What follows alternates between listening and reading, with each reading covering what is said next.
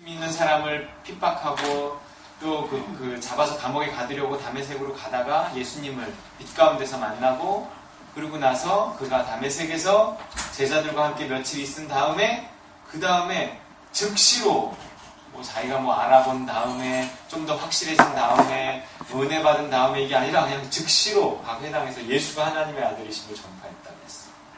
즉시 20절에 보면 이게 사울 곧 바울의 성격을 그대로 말해주는 거예요. 그야말로 쿨했어, 확실했어. 이 바울은요, 예수 믿기 전에도 그랬고 믿은 후에도 그랬어요. 예수 믿는 자들을 핍박하던 열심으로 이제는 예수를 전파하러 다니기 시작합니다. 즉시로 그의 성격이 어떠한지를 보여주는 대목이잖아요. 뭔가 확실하고 적극적이고 집요한 성격이었어요. 이런 성격 혹시 우리 가운데 있습니까?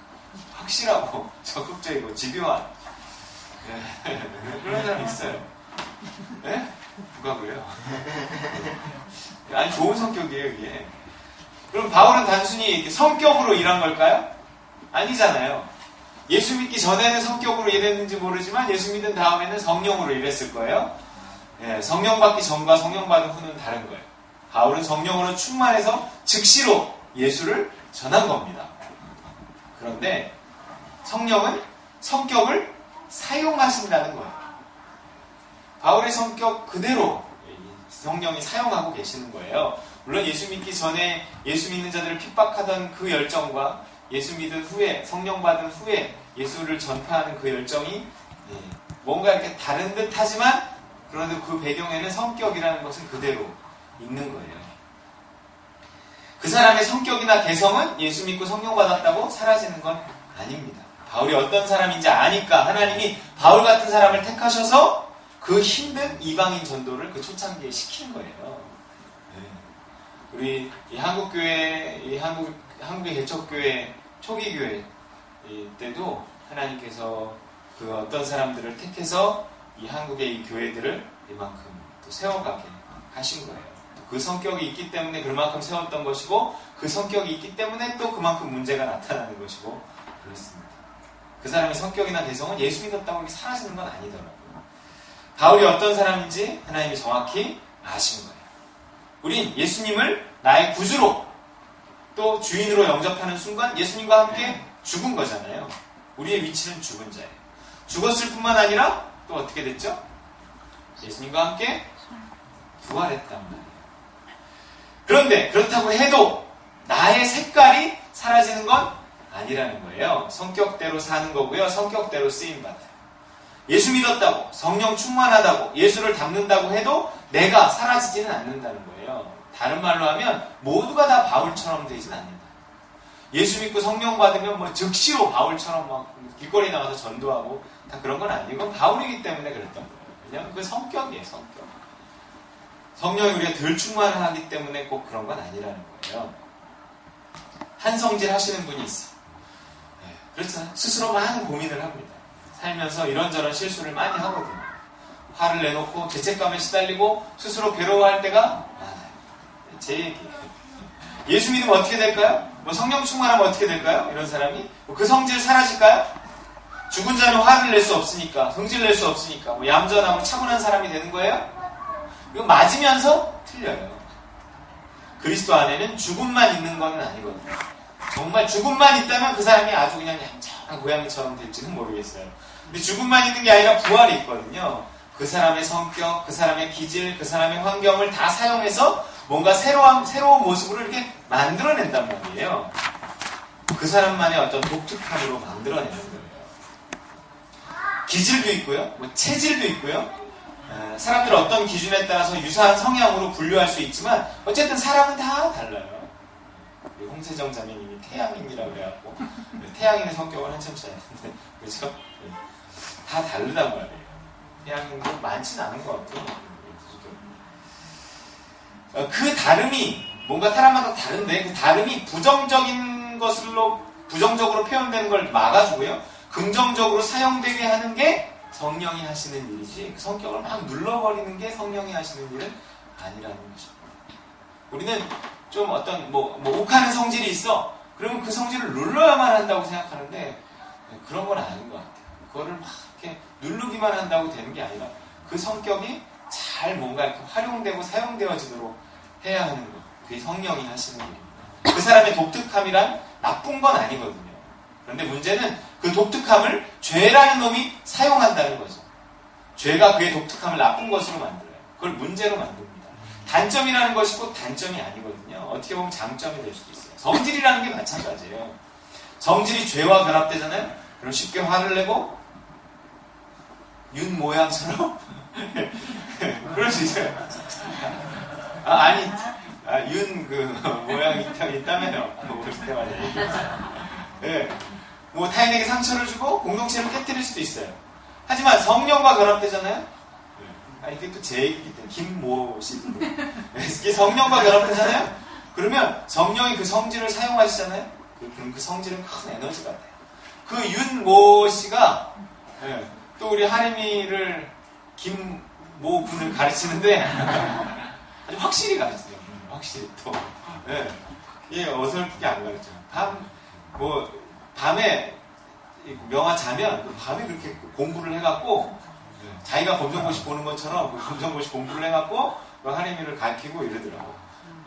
그게 다 그 성질이 하는 거예요. 그 성질이 언니한테 성질도 내게 하지만 우리 하림이를 가르치게 하는데도 똑같은 성격이 사용돼요. 우리 또 하림이도 한 성질하고 집사람이 걱정해요. 성질 있는 사람이 대부분 추진력 있게 일을 합니다. 성질은 또 제가 전문. 하지만 그 추진력 때문에 하림이가 비웃습니다.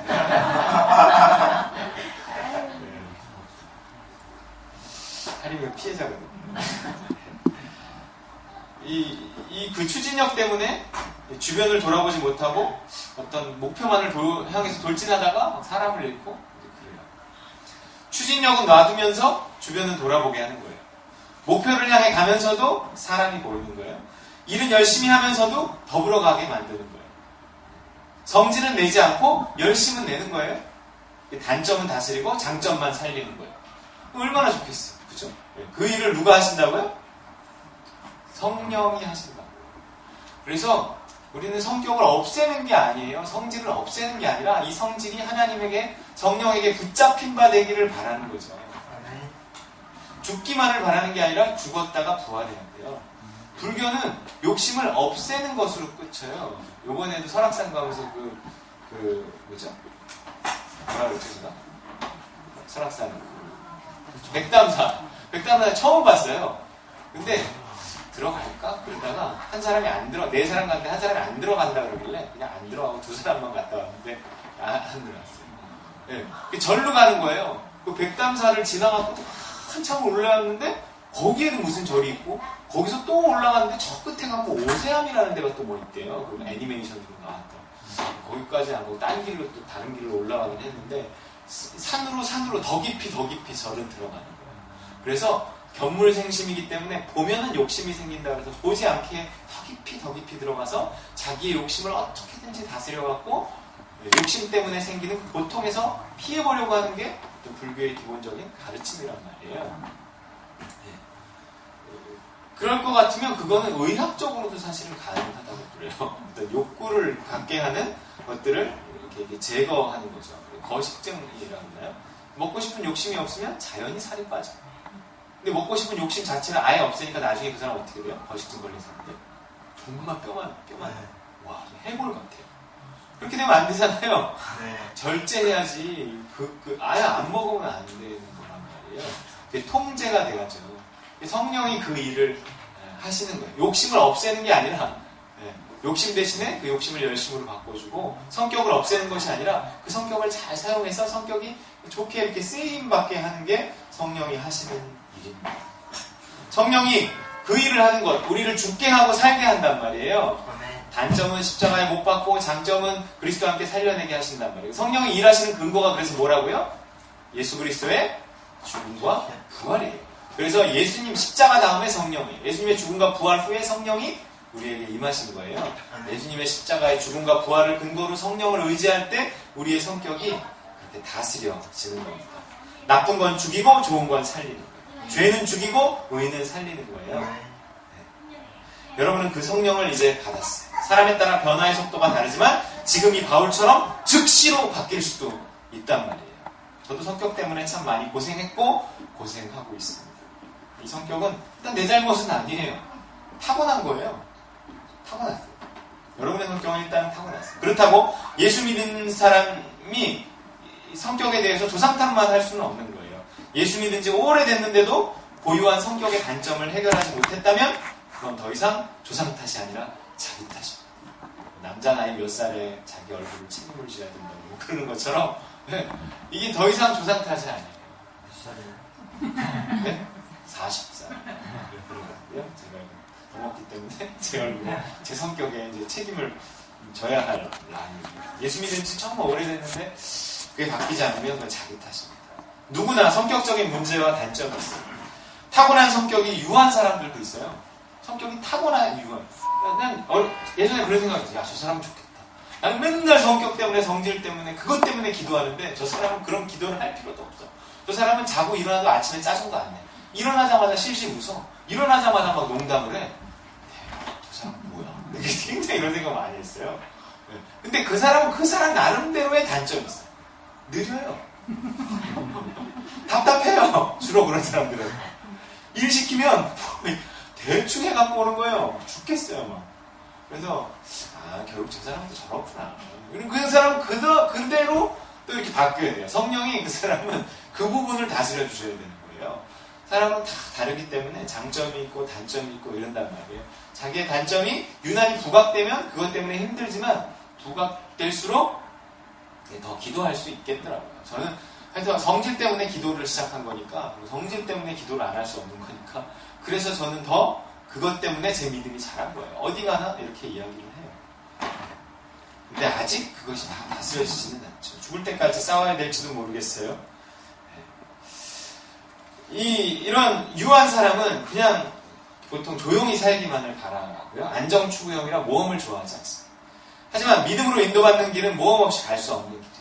할 수 없는 나를 십자가에 못 박고 이런 사람은 끊임없이 새로운 믿음에 도전을 더욱더욱 해야 합니다.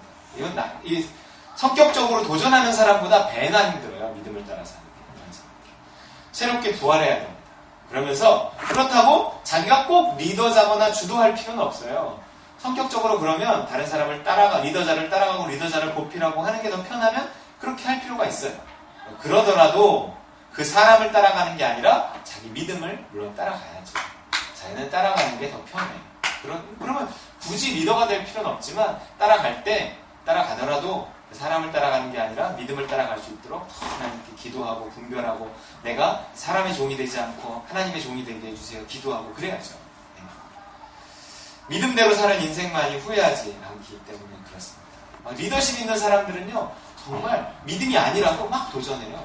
막 자기를 막 이렇게 위험한 가운데 자기를 두고 그런 사람은 오히려 그런 성격을 하나님의 손에 의해서 붙잡혀서 내가 도전해야 될 것을 도전하고 도전하지 말아야 될 것까지 도전하지 않게 해달라고 그렇게 기도해야 합니다. 분별 없이 믿음 없이요 도전하거나 분별 없이 믿음 없이 그냥 따라가거나 이런 것도 다 위험하고 좋은 것은 아닙니다. 시편 146편 3절에 이런 말씀이 있어요. 읽어보겠습니다. 시작. 유인을 의지하지 말며 도울 힘이 없는 인생도 의지하지 말지니. 이 나라에 지금 일어나고 있는 이 시끄러움 속에서 하나님은 아셨을 텐데 우리에게 말씀해 주시는 게 있단 말이에요. 예수를 그리스도로 모시지 않고 자기가 주인이 되거나 아니면 어떤 사람의 종이 되거나 이랬을 때 반드시 문제가 생깁니다. 그것이 반석 위에 지은 집이 아니라 모래 위에 지은 집 것 같아서 나중에 비가 내리고 창수가 나고 바람이 불매 그 무너짐이 심하다. 이런 말씀이 있어요. 귀인들을 유명하다는 사람을 전문가들을 무슨 이 똑똑한 사람을 능력 있는 사람을 리더십 있는 사람을 의지하지 말라는 거예요. 의지하지는 마세요. 분별하면서 따라가야 돼요. 도울 힘이 없는 인생도 의지하지 마세요. 한성질하는 사람도 성령을 의지하고요. 조용한 사람도 성령을 의지해야 됩니다. 그래서 성질은 성질대로 사용받고 차분함은 차분함대로 쓰임받아야 돼요. 그리스도 안에서는 버릴 것이 없습니다. 성령은요, 우리의 고유함을 그대로 사용하시니까요.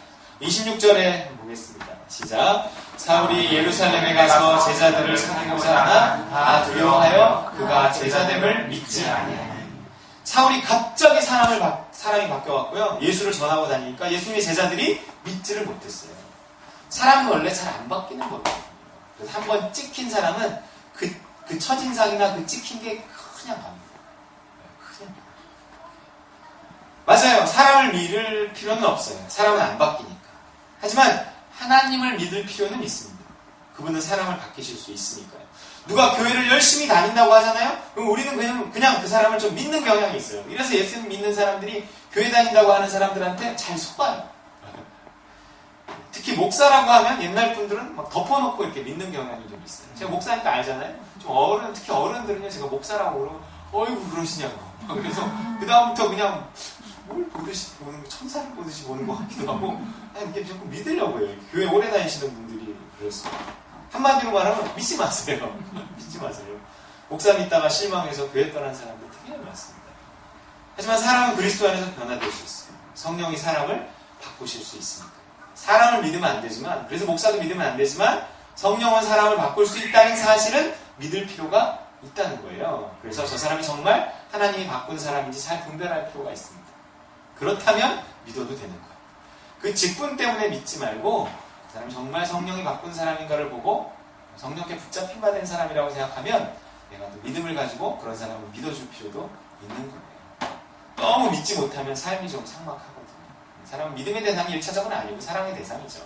그래서 내가 속는다고 생각하면서도 따라줄 필요도 있고 속아줄 필요도 사실 있는 거예요. 우리가 우리 자식들한테 얼마나 속습니까? 멍청해서 속는 거예요? 사랑해서 속는 거잖아요.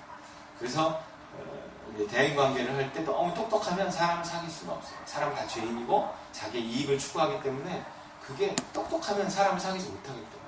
적당히 속아주고 모른 척 해주고 이게 사랑이 하는 일들이거든요. 사랑은 허다한 죄를 돕는 거. 그러면서 사람을 사귈 필요가 있더라고요. 그런데 정말로 믿을 만한 사람이 있을 수는 있어요. 그러나 그 사람을 믿는 것이 아니라 그 사람을 변화시킨 그 사람에게 말씀하시는 그 하나님을 믿고 분별해가면서 따르는 거죠. 리더는, 특히 목회자는 그렇게 따라야 할 필요가 있습니다. 그러나 항상 끼어서 너무 믿어도 상처받아요. 또 믿지 못하면 삭막해지고요. 믿을 만한지 아닌지 잘 분별하고 믿어야 합니다. 왜냐하면 자기 스스로 하나님의 음성을 100% 듣고 순종하고 분별할 수 있다면 좋겠지만 사람이 보통 그렇지 못하거든요. 먼저 믿은 사람을 이렇게 의지해야 할 필요가 있을 때가 있단 말이에요. 그럴 때조차도 그 사람이 어떤 사람인지 잘 우리가 생각하면서 따라갈 필요가 있습니다. 처음에 따라가더라도 나중에 내 스스로 분별할 수 있다면 내 스스로 가장 결정하는 것이 가장 좋은 거예요.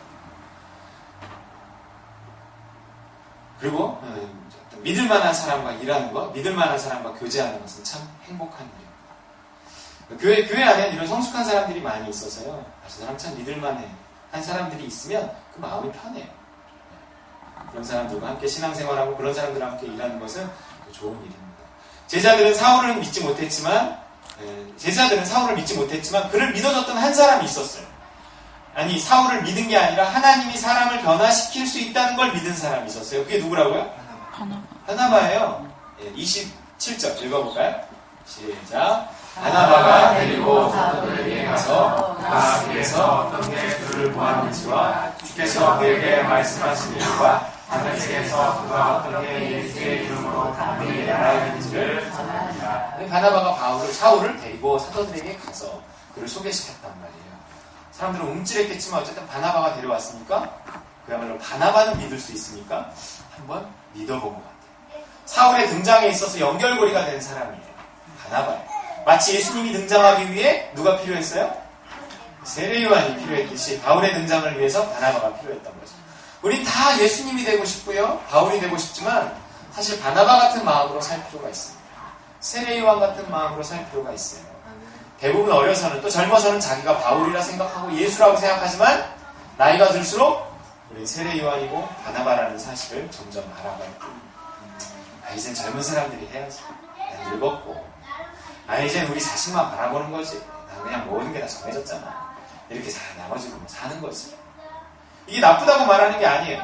정말 자기가 바나바고 세례요한이라면 얼른 그 사실을 받아들이고 자신의 한계를 인정하고 낮아지고 겸손해져서 조용히 살아갈 필요가 있다는 거예요. 언제까지 우리가 이루지 못한 꿈을 붙잡고 인생은 70부터라고 할 거예요? 아니에요. 예수님은 아직 오시지 않은 것 같아요. 모든 사람의 삶은 결국 자신의 작고 보잘것없음을 받아들이고 뒤에 사람에게 바통을 넘겨주는 세례요한인 것 같아요. 바나바. 우리 세례요한의 말을 한번 볼까요? 마태복음 3장 11절 시작. 나는 너희로 회개하게 하기 위하여 물로 세례를 베풀거니와 내 뒤에 오시는 이는 나보다 능력이 많으시니 나는 그의 신을 들기도 감당하지 못하겠노라. 그는 성령과 물로 너희에게 세례를 베푸실 것이요. 세례요한이 자기 뒤에 옵니다. 세례요한을 막 추켜세웠더니 아닙니다. 내가 주인공이 아니라 내 뒤에 오시는 분이 주인공입니다. 저도요, 제가 바울이고 예수인 줄 알았어요. 알고 보니 세례요한이고 바나바였어요. 물론 아닐지도 모르고 아직 그런 말을 하기엔 너무 젊은지도 몰라요. 또 이런 말하면 우리 집사람이 싫어요. 여러분도 실망할지도 몰라요. 물론 저는 아직 자기가 바나바인 줄도 제대로 모르는 바나바인 것 같아요. 조연인 줄 모르는 조연이에요. 여러분, 하지만 모두가 주연일 수 없고 주연이어야 하는 것도 아니에요. 모두가 바울일 수도 없고 바울이어야 하는 것도 아닙니다. 오히려 바울보다는 되게 어려운 게 바나바일지 모르겠어요. 올림픽에서 은메달을 따고도 동메달을 따고도 기뻐하며 감사하는 선수는 흔치 않거든요. 이 나라가 성숙해져서 점점 성숙해진다 그럴까? 뭐 사람들의 생각이 성숙해져서 그런지 잘 모르겠지만 예전에는 금메달만 정말로 기억했어요. 근데 요즘에 페이스북이나 뭐 이런 데를 보면 이렇게 은메달이나 동메달을 따고도 너무 좋아하는 선수들을 이렇게 올려놓고 그 선수들을 칭찬하는 글들 되게 많이 있긴 하더라고요. 그러나 여전히 세상은 1등만 기억하는 더러운 세상입니다. 주연만 기억하는 치열한 세상이에요. 주연이든 조연이든 바울이든 바나바든 뜻이 하늘에서 이루어진 것 같이 땅에서도 이루어지기를 바라는 인생. 하나님의 뜻이 이루어진 것만으로도 자기가 주연이든 조연이든 감사하는 인생. 이런 인생이 행복하고 복된 인생인 줄 믿으시기 바랍니다. 아멘. 정말이에요. 이 바울의 이야기 속에 갑자기 끼어든 바나바. 바울의 등장과 함께 성경 속에서 조용히 사라진 바나바. 그 바나바의 영성이 오늘 1등만 기억하고 주연만 바라는 이 시대에 꼭 필요한 겸손의 영성입니다. 그 바나바의 수준을 보여주는 구절이 있어요. 읽어볼게요. 사도행전 10장 24절 시작. 바나바는 착한 사람이요 성령과 믿음이 충만한 사람이라 이에 큰 무리가 주께 바라였습니다. 바나바는 착한 사람이고 성령과 믿음이 충만하대요. 여러분 저기 제 생일이 적혀있어요. 우리 박서모 전도자 생일이기도 합니다. 띠동갑이에요. 띠동갑. 아마 생일이 같아요. 착한 사람이고 성령이 충만하고 믿음이 좋았던 사람. 주연하기에도 충분했지만 그는 조연에 만족했고 주연을 세워줬어요. 어쩌면 주연보다 나은 조연인지도 모르겠습니다. 우리 하림이가 어제 그 카메라 테스트도 받으러 간다고 해서 발 쩔뚝거리면서 강남까지 갔다 왔어요.